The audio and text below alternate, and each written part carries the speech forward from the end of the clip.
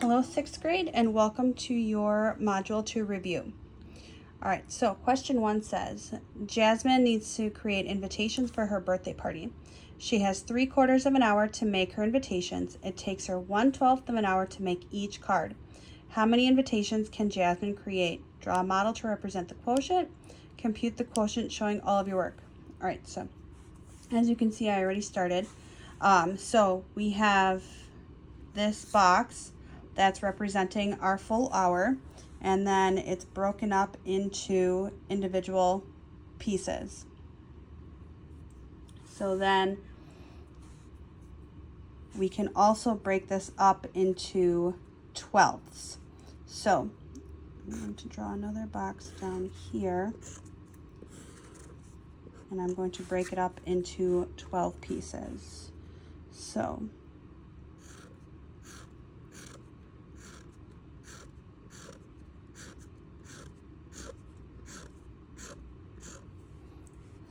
here I've got 1, 2, 3, 4.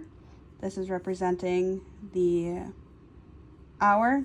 And then down here I'm also representing the hour. So I have 1, 2, 3, 4, 5, 6, 7, 8, 9, 10, 11, 12, 13, sorry.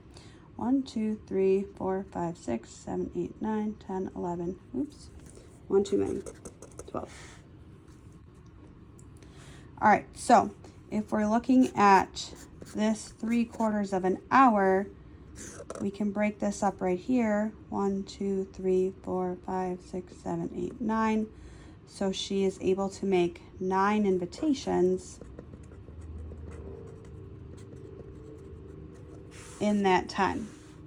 Another way to do this, checking our answer, so we have 3/4 divided by 1/12.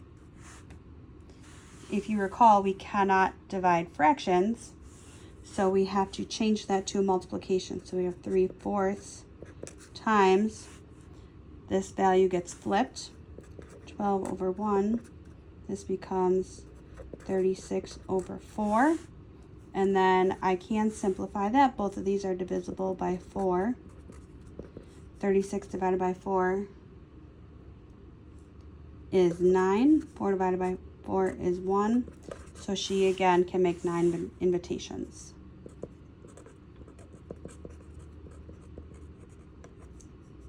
Okay.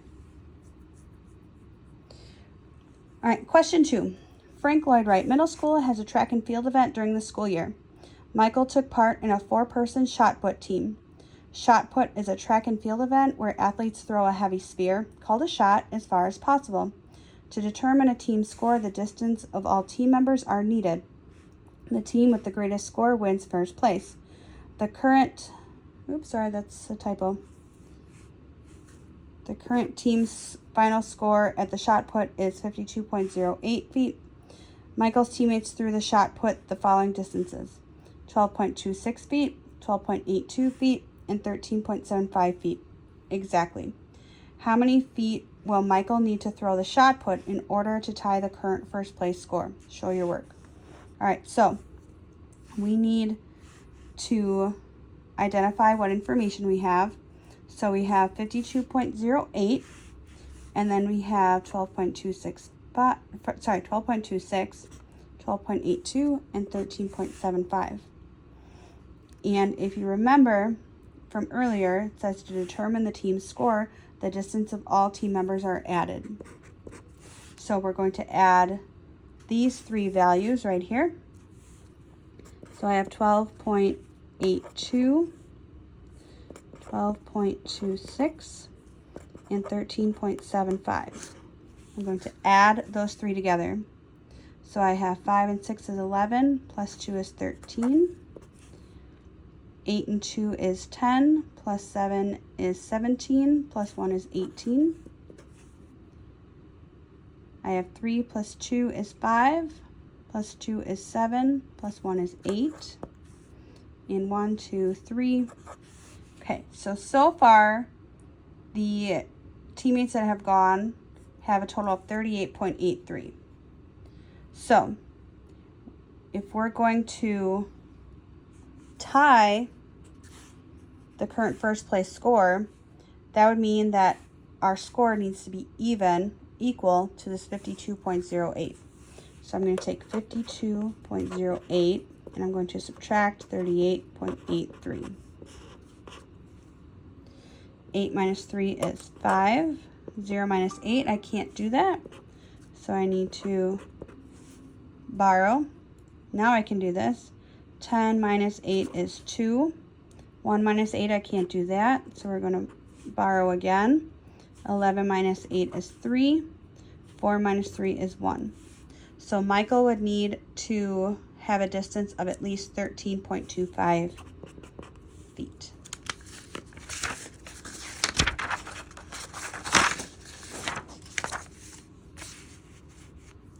All right.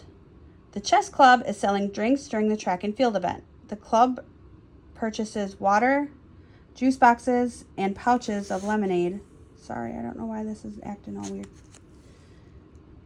For the event. They spent $138.52 on juice boxes and $75 on lemonade. The club purchased 3 cases of water. Each case of water cost $6.80. What is the total cost of the drinks? Okay, so again, let's identify the information we have. So we have $138.52, $75, and $6.80.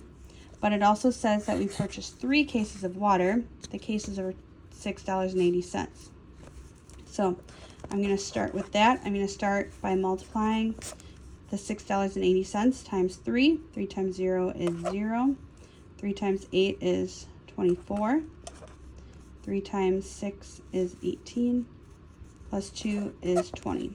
Okay, so this is my total cost for my water. Now I have to add all of these up for my total cost. So I have $138.52, $75, and $20.40.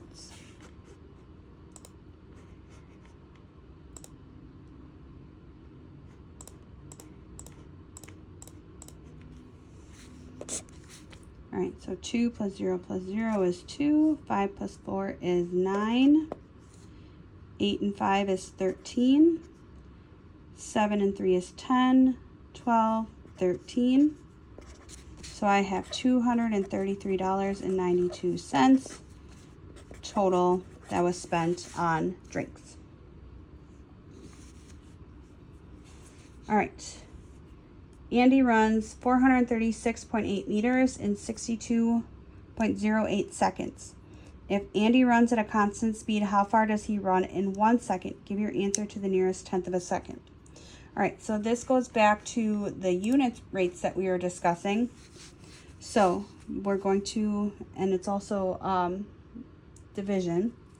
So we have 436.8, and we're going to divide this by 62.08.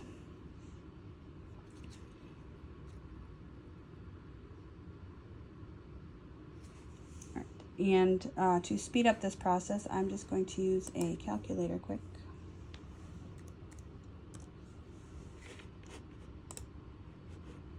So we have 436.8 divided by 62.08 gives us 7.03608, and that continues on.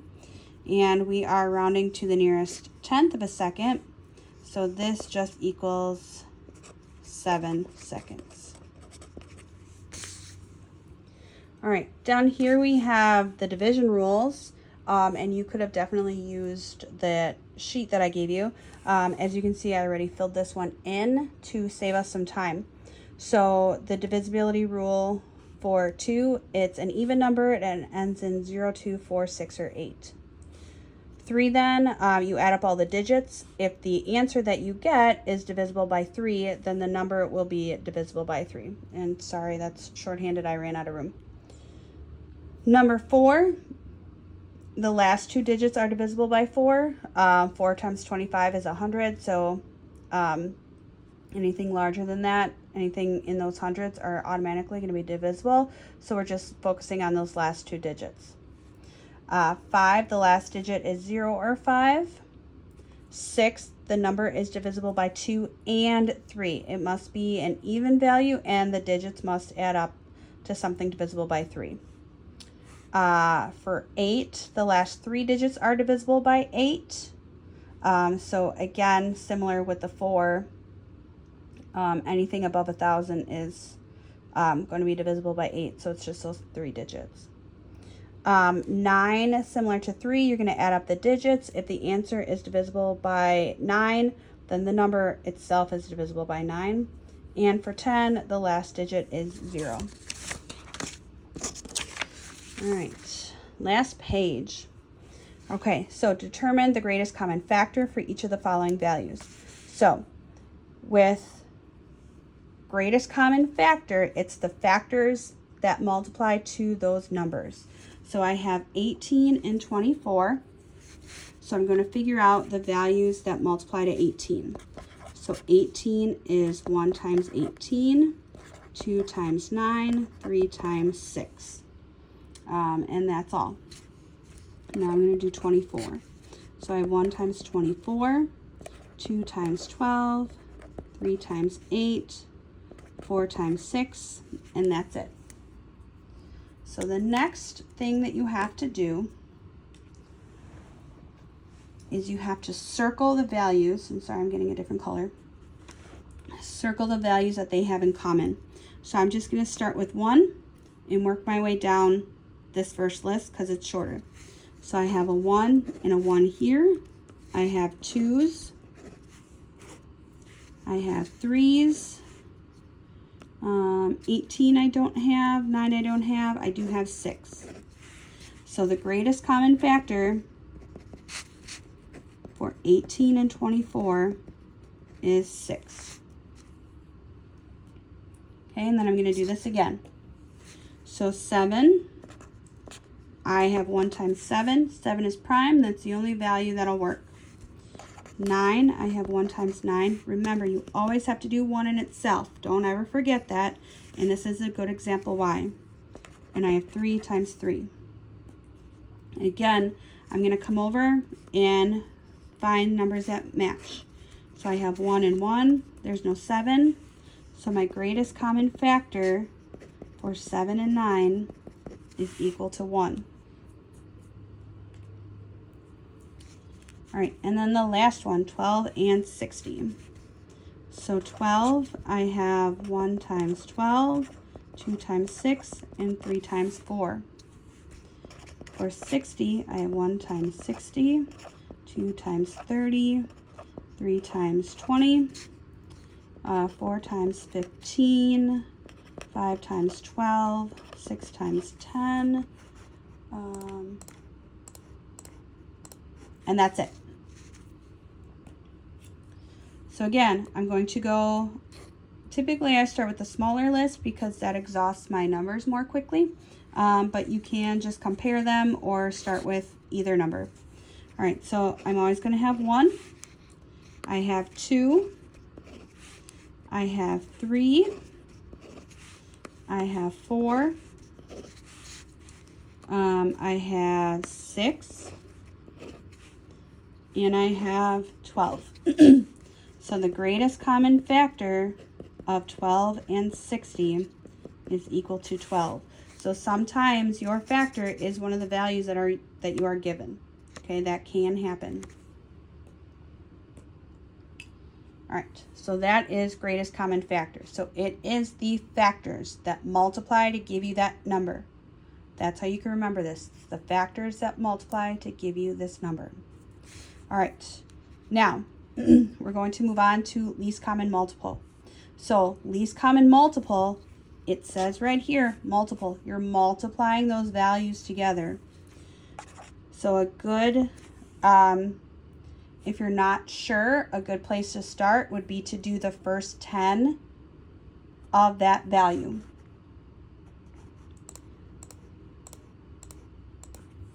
So I have 8, 16, 24, 32, 40, 48, 56, 64, 72, and 80. Okay, that's a good place to start. If we need to expand, we can expand, but this is a good place to start. All right, so I have 14, 28,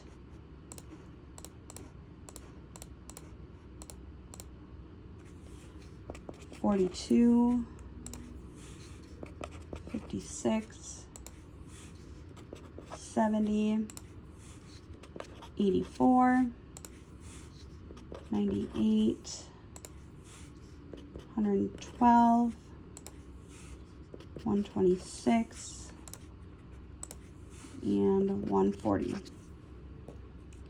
So then you're going to move from left to right, and you're going to figure out, you can start with one of, you can just compare them. You can start with one of the lists to see 14 is faster. It's going to grow more quickly. So it might be better to start with your larger number. All right, so 14, I don't have that up here. 28, I don't have that. 42, I don't have that. 56, oh, I do have that one. So we're going to circle that. So that is the very first number that you encounter that they both share. So my least common multiple for 8 and 14 is equal to 56. All right, let's do B. All right, so I'm going to do the same process. So I'm just going to increase each time by 12. Or you can think of it as 12 times 1, 12 times 2, 12 times 3, 12 times 4, 12 times 5, 12 times 6, 12 times 7, 12 times 8, 12 times 9, 12 times 10. And then we're going to do the same thing with 16. So I have 16, 32, 48, 64. Oh, wait, I see that I have a match. I actually don't have to go any farther.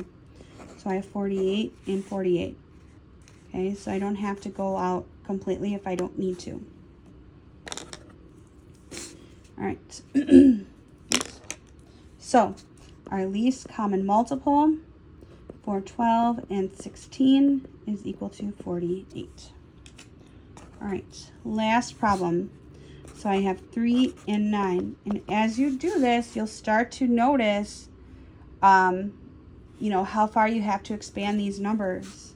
So I have 3, 6, 9. Oh, wait, that's one of my numbers. So I don't have to go out very far. And again, in the same case as here, your greatest common factor, you can have a least common multiple that's one of your values. So least common multiple for 3 and 9 is equal to 9. Let me know if you have any questions, and good luck tomorrow. Remember to bring these back because you can use them on your test. Have a great night.